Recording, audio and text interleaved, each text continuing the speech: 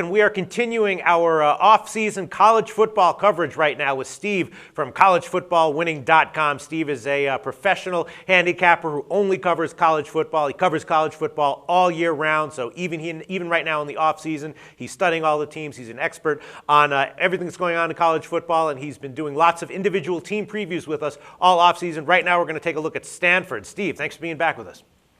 Thank you for having me back, Peter. All right, Stanford, very interesting team. First of all, in terms of their odds to win the 2014 BCS championship, right now at Pinnacle, plus 2104, 21 to 1. That's tied with three others for 7th place, so Pinnacle has them rated in the bottom half of the top 10.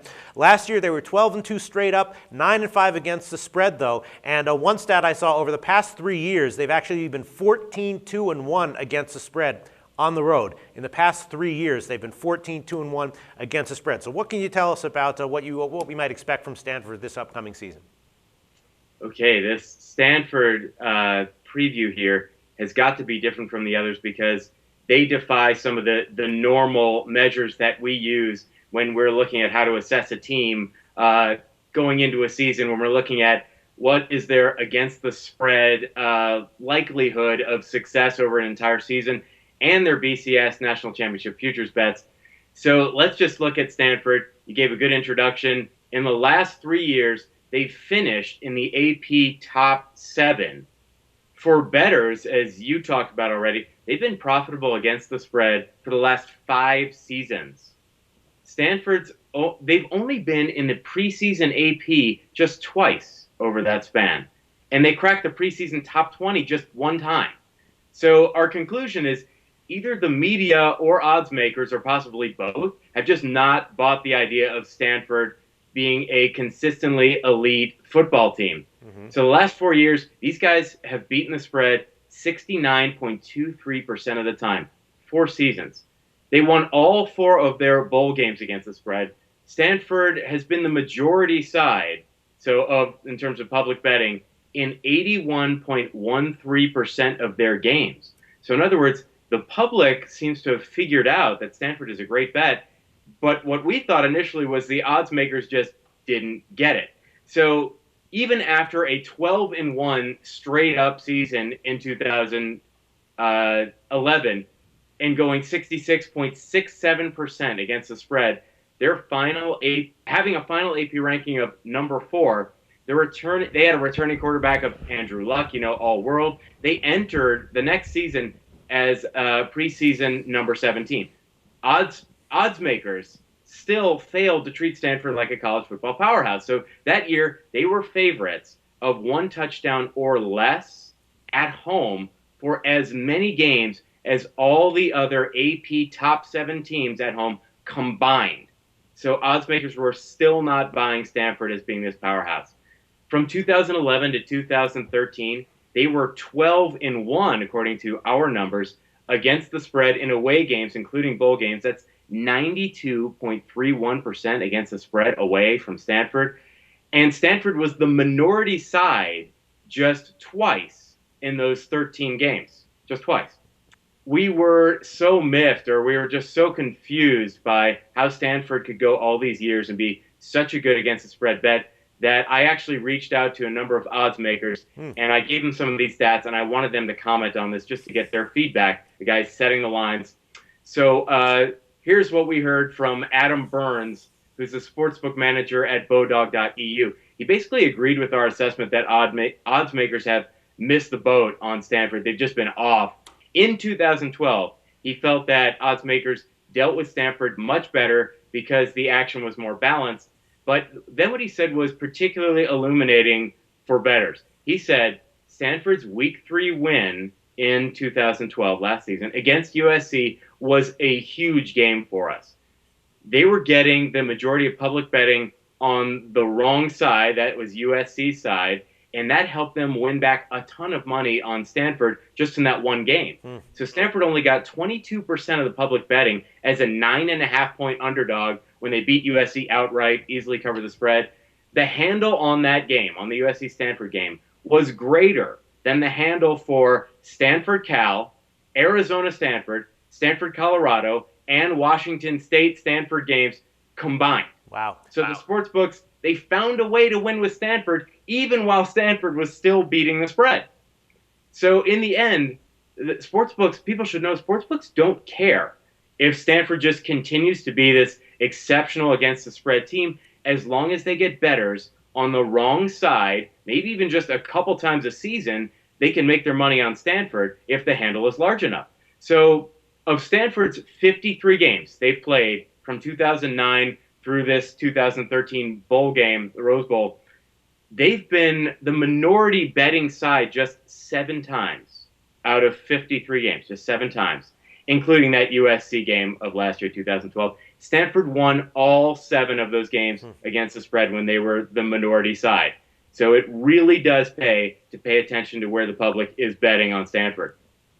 A few more betting trends for Stanford. When opponents held Stanford under 5 yards per play in 2012, Stanford was just 1-4 against the spread. And that's something when you could find Stanford on the wrong end of the spread there. When Stanford allowed more than 300 yards or more passing in a game, they were 6-5 against the spread. It sounds pretty good for a regular team, one game above 500.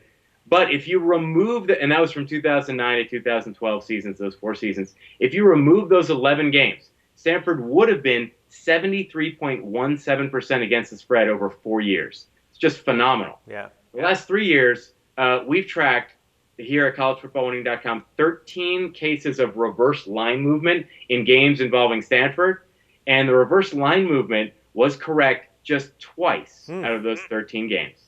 So the Sharps, even the Sharps, when it comes to Stanford, are pretty dull when it comes to Stanford.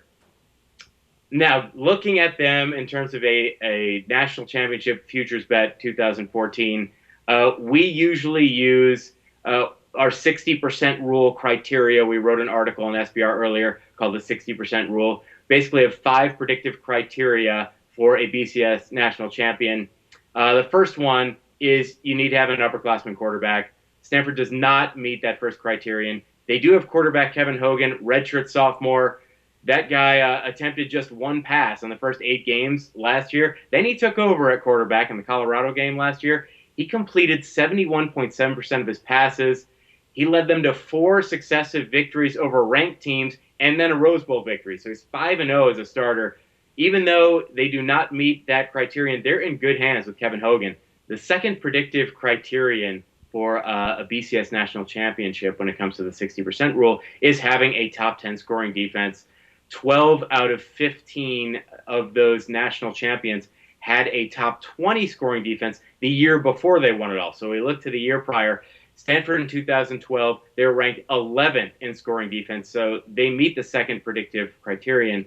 But it's important to note here that Stanford did not become a 12-2 straight-up football team last year based on their offense. So this is underscoring the importance of defense. Their total offense was ranked 86th last year. So they got 12 wins on the back of that 11th ranked scoring defense. They allowed just 17.2 points per game. That was Stanford's lowest mark in the BCS era. In 2013, defensively, looks like Stanford's defense is going to be as good as ever. They return 14 out of their 16 leading tacklers, 8 of their top 9 tackles for loss leaders, and Stanford was number 1 in the FBS in tackles for loss in 2012. They returned 4 out of their top 5 sack leaders, and Stanford was also number 1 in sacks in 2012. On paper, at least, their defense looks like they are ready to make a championship run. As for the third predictive criterion of the 60% rule, that's having a preseason top 10 ranking. The AP poll, as we're recording this, has yet to be released. It's going to be released later this week. But current projections have Stanford in the top 5, certainly the top 10. If you go by the coaches poll, they're number 4 in the coaches poll. So that means they meet the third predictive criterion. The fourth predictive criterion is membership in the SEC. Obviously, Stanford is not in the SEC. The fifth criterion is having a head coach at that institution functioning as a head coach for 2 to 4 years. Head coach David Shaw at Stanford enters his 3rd year. So they hit perfectly that 5th criterion. In total, Stanford meets 3 out of the 5 predictive criterion for the 60% rule, making them a bona fide, qualified BCS candidate for a futures bet. Just a couple schedule notes here. By the coaches poll, according to the coaches poll, Stanford faces 5 top 25 teams in 2013: Oregon, Notre Dame, USC, UCLA, and Oregon State. I would also add, in terms of games of concern or of particular note, Arizona State and Washington, giving them a total of 7 games of concern. 5 of those 7 games Stanford will play at home, including that Pac-12 North elephant in the division, Oregon. Stanford gets Oregon at home after a bye week on one of those frenzied college football Thursday nights. So, and besides, Stanford has beaten the Ducks straight up 2 out of the last 4 meetings, including last year's meeting in Eugene. So our preseason conclusions for Stanford: Stanford just keeps beating the spread, while the sports books only care about their overall house take. So until we see contrary evidence, even a highly ranked Stanford, which they definitely will be this year, 2013, can still be a very good against the spread bet. I would avoid games where Stanford is facing elite defenses and prolific passing teams. As for a 2014 BCS National Championship futures bet, Stanford qualifies using the 60% rule. We believe there's real value in that futures bet on Stanford this year. All right, great, very, very thorough preview as always. Steve from collegefootballwinning.com. Thanks so much.